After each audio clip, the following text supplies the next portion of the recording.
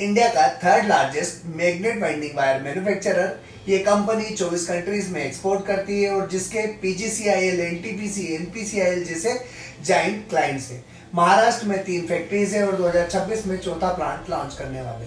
इसके वैल्यूएशन देखेंगे तो आपको शॉक्ड हो जाएंगे।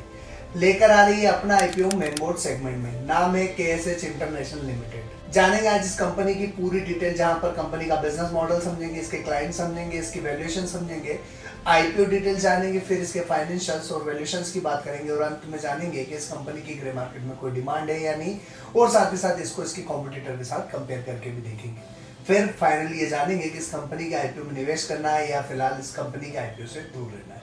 दोस्तों, अगर आपने अभी तक चैनल सब्सक्राइब नहीं किया है, चैनल पर नए हैं तो जल्दी से चैनल सब्सक्राइब करके बेल आइकन प्रेस करें। तो देर ना करते हुए शुरू करते हैं आज का आईपीओ रिव्यू। केएसएच इंटरनेशनल 1979 में इनकॉर्पोरेट हुई थी। मैग्नेट वाइंडिंग वायर का मैन्युफैक्चरिंग और एक्सपोर्ट पर ये वायर यूज होते हैं पावर सेक्टर में, एनर्जी सेक्टर में, रिन्यूएबल सेक्टर में, रेलवेज में, ऑटोमोटिव में, इंडस्ट्रियल मशीनरीज में। कंपनी के कोर प्रोडक्ट में इंक्लूड है round enamelled copper and aluminium winding wire, paper insulated rectangular conductors, continuously transposed conductors यानी CTC, bushed insulated copper magnet wire. KSH international India के कुछ सबसे बड़े पब्लिक और प्राइवेट सेक्टर जाइंट का अप्रूव्ड सप्लायर है, जैसे PGCIL, NTPC, NPCIL, IDSO. International market में कंपनी 24 कंट्रीज में एक्सपोर्ट करती है, जिसमें इंक्लूड है यूएसए, जर्मनी, यूएई, जापान जैसी डेवलप्ड कंट्रीज। कंपनी के करंटली 3 प्लांट है, तालोजा महाराष्ट्र में, चाकन महाराष्ट्र में 2 फैसिलिटी है। टोटल मैन्युफैक्चरिंग कैपेसिटी की बात करें तो 29045 मेट्रिक टन एनुअली, और एक नया large scale manufacturing plant Supa Ahilyanagar में डेवलप हो रहा है, जिसके ऑपरेशंस लाइकली स्टार्ट होंगे फाइनेंशियल ईयर 2026 में। कंपनी के पास in house R and D and engineering team है जो फोकस करती है product innovation, process implementation, cost efficiency. Company ने कुछ की सर्टिफिकेट भी हासिल किए, जिनमें आईएसओ 9001, आईएसओ 14001, आईएसओ 45001, आईएटीएफ 16949। ये सब क्वालिटी कंट्रोल और ग्लोबल स्टैंडर्ड को वैलिडेट करते हैं। केएसएच इंटरनेशनल को कई अवार्ड मिले हैं जो मेजर प्लेयर से मिले हैं, जिनमें शामिल है Toshiba T and D systems, GE power grid solutions, BHEL. ये अवार्ड कंपनी की रिलायबिलिटी और कंसिस्टेंसी को हाईलाइट करता है।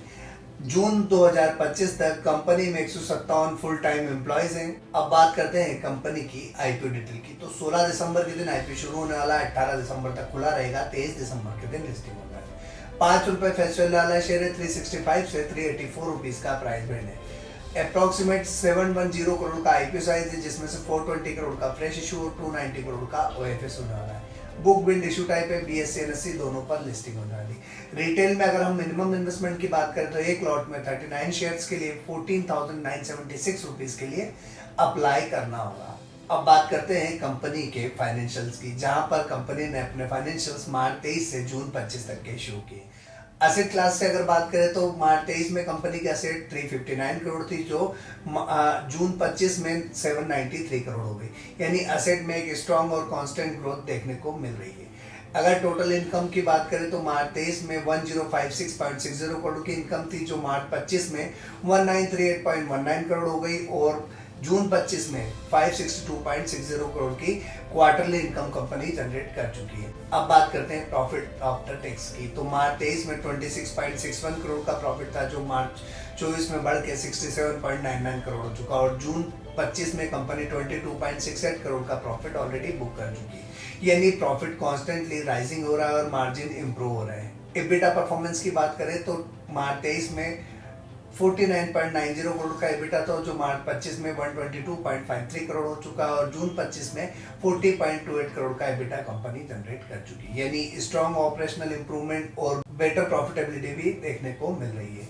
अब बात करते हैं नेटवर्थ की। तो फाइनेंशियल ईयर 23 में 193.66 करोड़ की थी, जो फाइनेंशियल 25 में जून 25 तक 321.47 करोड़ हो चुकी है, यानी नेटवर्थ कॉन्स्टेंटली इंक्रीज हो रही है, जो स्ट्रॉन्ग इंटरनल ग्रोथ को दर्शाता है। बात करते हैं रिजर्व एंड सरप्लस की, तो फाइनेंशियल ईयर 23 में 187.97 करोड़ की रिजर्व्स थे, जो बढ़ के जून 25 तक 293.07 करोड़ हो चुके हैं। यानी रिजर्व्स भी over the period of time constantly बढ़ते हुए दिखे हैं। बात करते हैं टोटल बोरोइंग की, जो फाइनेंशियल ईयर 23 में 120.35 करोड़ थी, जो मार्च 24 में 206.81 करोड़ और मार्च 25 में 360.05 करोड़ हो चुकी थी। और फाइनेंशियल 25 की बात करें तो 379.39 करोड़ की बोरोइंग कंपनी कर चुकी, यानी बोरोइंग भी बढ़ती हुई दिखी, जो सपोर्ट करती है एक्सपांशन और कैपेसिटी ग्रोथ को। बात करते हैं कंपनी की वैल्यूएशंस की, तो 2601.82 करोड़ की वैल्यूएशंस पर ये कंपनी अपना आईपीओ लेकर आ रही है, जहां पर आरओई 22.77% है, यानी इंडिकेट कर रहा है कि strong return generated on share holders equity. ROC की बात करें तो 16.60 करोड़ की, डेट टू इक्विटी रेशियो की बात करें तो 1.17 का, रिटर्न ऑन नेटवर्थ की बात करें तो 22.77 का है। पेट मार्जिन की बात करें तो 3.51% है, जो नेट प्रॉफिट मार्जिन लो को दर्शाता है। वहीं इबिटा मार्जिन की बात करें तो 6.35% है। अब प्राइस टू बुक वैल्यू की बात करें तो 7.31 का प्राइस टू बुक वैल्यू है। वहीं अगर ईपीएस की बात की जाए तो 13.39 का है, जो रिफ्लेक्ट कर रहा है अर्निंग स्ट्रेंथ पर शेयर को। वहीं अगर पी रेशियो की बात करें तो 28.68 का पी रेशियो, जो moderate to high compare to typical manufacturing peers के हिसाब से दिखा रहा है। बात करते हैं प्रमोटर होल्डिंग की, जो 71.37% है, जो एक स्ट्रॉन्ग प्रमोटर कॉन्फिडेंस को दिखाता है। अब बात करते हैं कंपनी के कंपैरिजन की, तो इस कंपनी को इसके कॉम्पिटिटर के साथ कंपेयर करके देखते हैं। जहां पर ईपीएस की बात अगर करें तो केएसएच इंटरनेशनल का 11.97 का है, प्रीशियस वायर का 5.04 का है, राम रत्न वायर्स का 15.06 का, यानी केएसएच का स्ट्रॉन्गर ईपीएस है प्रिसीजन वायर से, बट लोअर है राम रतन वायर से। अगर पी रेशियो की बात करें तो केएसएच इंटरनेशनल 28.68, जो पीयर्स में सबसे चीपेस्ट है। वहीं प्रिसीजन वायर की बात करें तो 50.60 का, जो सबसे हाईएस्ट है। वहीं राम रतन वायर्स की बात की जाए तो सेकंड हाईएस्ट में 40.37 का है।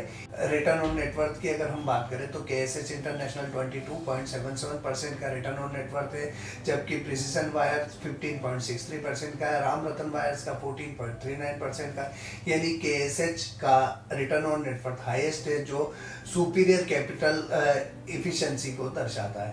केएसएच इंटरनेशनल अपने सबसे स्ट्रॉन्ग रिटर्न ऑन नेटवर्थ 22.77% और पी 28.68 के साथ अपने पीरियड से आगे निकलता है। और ईपीएस के मामले में वो प्रिसीजन वायर से बेहतर है, जबकि रामरतन वायर से थोड़ा कम है। कुल मिलाकर एसएचएच इंटरनेशनल की प्रॉफिटेबिलिटी मजबूत और वैल्यूएशन भी काफी आकर्षक है, जिससे तीनों कंपनियों की तुलना में ज्यादा संतुलित और बेहतर विकल्प दिखता है। अब बात करते हैं यूजेस ऑफ फंड की।